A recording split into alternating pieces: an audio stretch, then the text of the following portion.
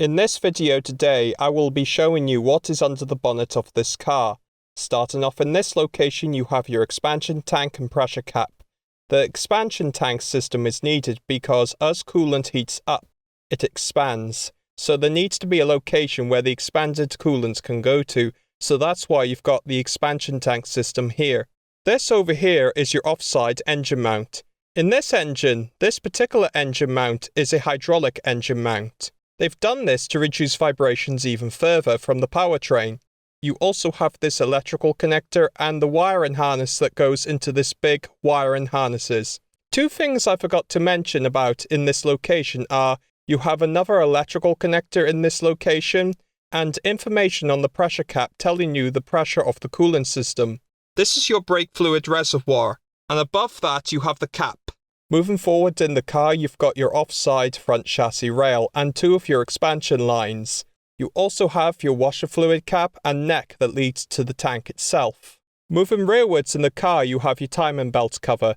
You also have your dipstick and oil filter cap. To make topping up the engine oil easier for service technicians, you have a tube that connects the oil filler cap to your oil filler port. This is your engine cover. Located just below your upper radiator support, you have your electrical connector to control and power your offside front headlight module. Looking at the top of your offside headlight module, you have information about the headlight module.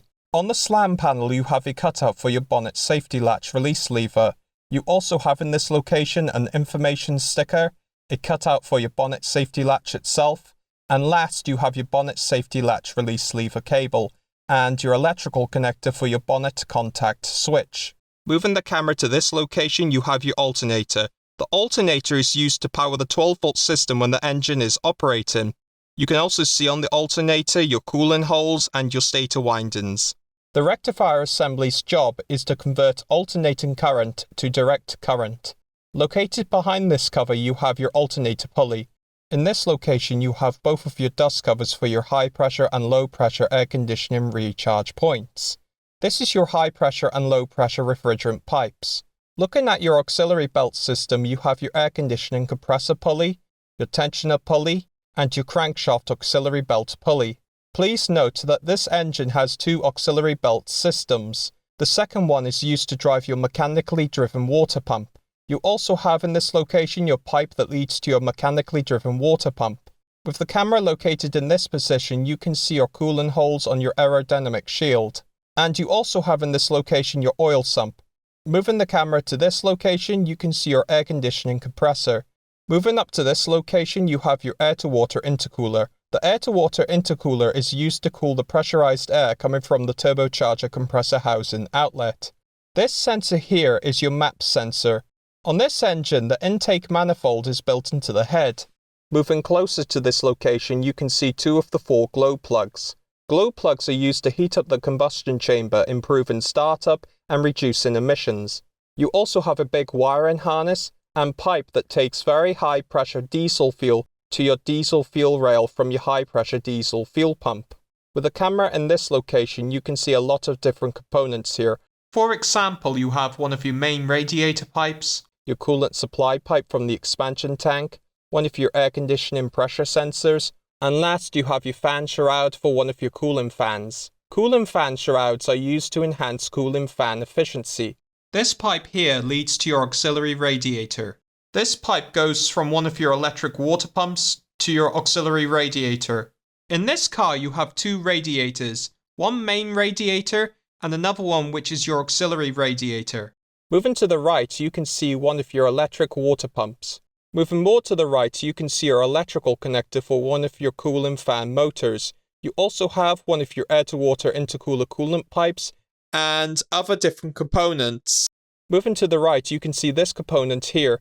This component here is one of your actuators for one of your exhaust gas recirculation valves. On this engine, you have two EGR circuits. In fact, this pipe will lead to this EGR circuit's EGR module. This sensor here is one of your coolant temperature sensors. You also have in this location your other air-to-water intercooler coolant pipes, and located directly below your air-to-water intercooler you have your thermostat housing. This pipe here is your other main radiator pipe. And you also have this EGR circuit pipe. And moving down to this location, you can see our starter motor solenoid and starter motor. The starter motor's job is super critical because it is used to crank the engine's crankshaft in the right direction. At the bottom of your engine compartment, you can see your spin-on style oil filter. The oil filter is used to try and prevent contaminants in the oil circulating around the engine's lubrication system. You can also see in this location your oil cooler in more detail. You also have your gearbox bell housing and gearbox housing itself. With the camera turned to the left, you can see your other cooling fan motor and other cooling fan shroud. This is where the other main radiator pipe goes to. Moving up to this location, you have your throttle body, one of your expansion pipes which I mentioned earlier, and moving up to this location, you have your pipe that takes air from your air filter box to your turbocharger compressor housing inlet. You also have in this location one of your crankcase breather pipes, your electrical actuator with electrical connector for your turbocharger, variable geometry turbocharger, guide vanes, control rod, and other different components. This is your actuator for your other exhaust gas recirculation circuit exhaust gas recirculation valve. Moving to the right, you can see your 12-volt battery. The 12-volt battery is super duper critical because it not only supplies 12-volt power to the 12-volt electrical system when the engine is not operating, but it's also used by the starter motor to crank over the engine's crankshaft when starting the engine. You also have in this location, just out of shot, your negative post and your battery monitoring sensor. One thing I forgot to mention is you also have your protective cover that covers your positive post. Moving back to this location, you have your electrical connector for your mass airflow sensor. This sensor is used by the engine control unit to measure how much air is entering the engine. Underneath your air filter box lid, you would have your air filter element. This over here is one of your lids that covers one of your power distribution centers. Moving more forward in the car, you have this component here. According to the serial numbers on the part, this component here is a fuse box assembly. This is your 12-volt battery in more detail. You also have on the 12-volt battery your grab handle and information sticker.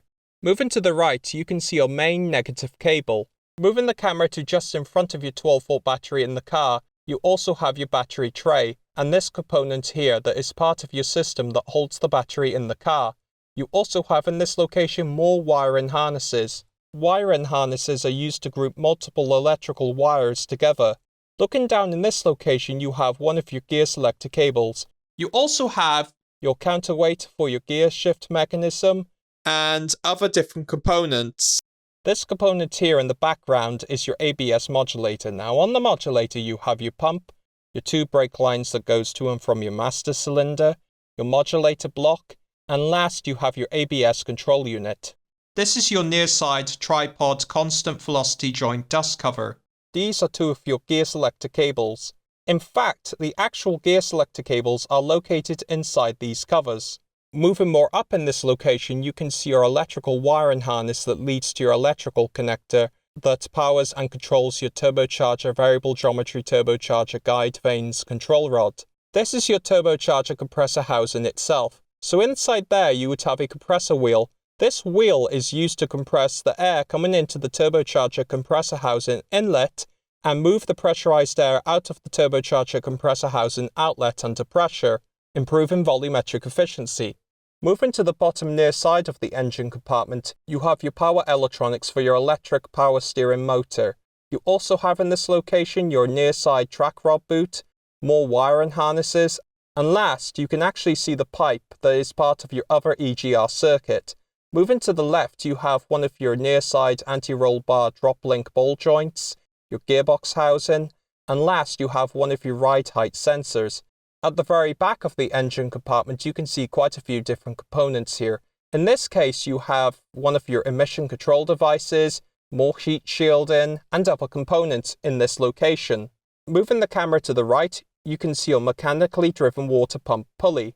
You also have your offside track rod boot for your steering rack, and other different components. Thank you very much for watching my video, and goodbye.